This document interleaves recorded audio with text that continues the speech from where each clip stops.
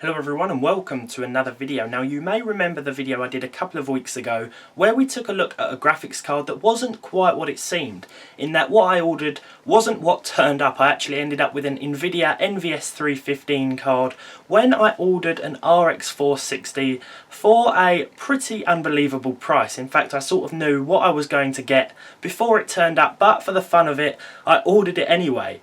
Today we are tapping into the internet's untested market. Now, if you're browsing online auction sites, you may have noticed that some products are advertised as used and untested. Now, I like to think of this as not working, and we're just selling off our old junk so that you buy it and we don't have to take it to the dump.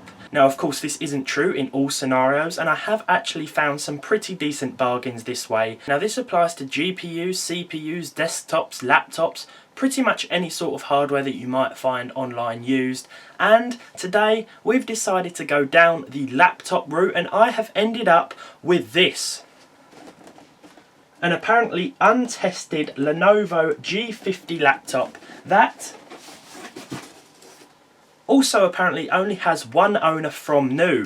Now immediately I could tell that that wasn't true because it's in a Lenovo Rethink box, which is their sort of recyclable program whereby they take their old laptops and sell them on to consumers, something along those lines. But I'd like to explicitly state that this did not come from an official Lenovo retailer, but it just goes to show that this person was already lying when they said that they had had it from new. Having paid just £55, which I believe is roughly $80 or $90, it's time to get into this thing and see what actually turned up. Does our untested product actually work, or have I been used as an outlet to offload someone's junk?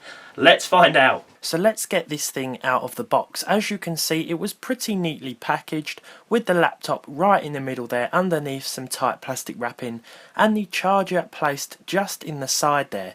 So far things aren't looking too bad, but let's get this thing out of the box and take a quick look around it.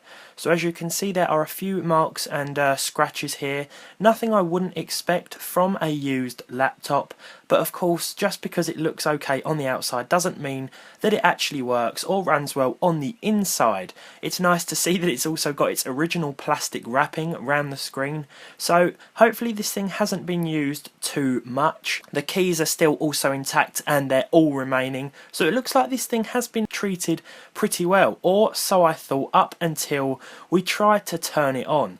So I plugged the charger into the mains here just to ensure that it would power on fine, but to my, well, not that much of a surprise, this thing lit up, as you can see down below there, but the screen didn't power on at all.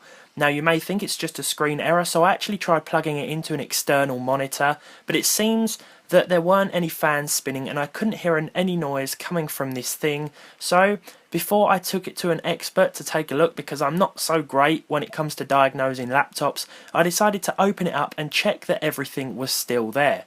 So I actually determined that all the basics were in place, the hard drive, the RAM and the CPU, essentials like that, but it turns out that the motherboard, according to my local PC store, has actually been fried, and by that I mean it's been liquid damaged. Now they didn't actually have any of these in stock, and so I was told that I would need to purchase a new motherboard in order to get this thing working again, which actually cost about £80, roughly $100. Not much difference from the going used price at the moment. So just as I thought we got lucky with this thing, right up until the last point, it turns out it didn't switch on. This isn't just about messing around and ordering things that I know aren't going to be quite what they seem, but it's also about highlighting the fact that it can sometimes occasionally be risky if you're buying things that are stated as otherwise working. I would always recommend checking a seller's feedback, ensuring that they've had a lot of things sold in the past couple of months. So guys, I hope you've enjoyed this video. Thank you for watching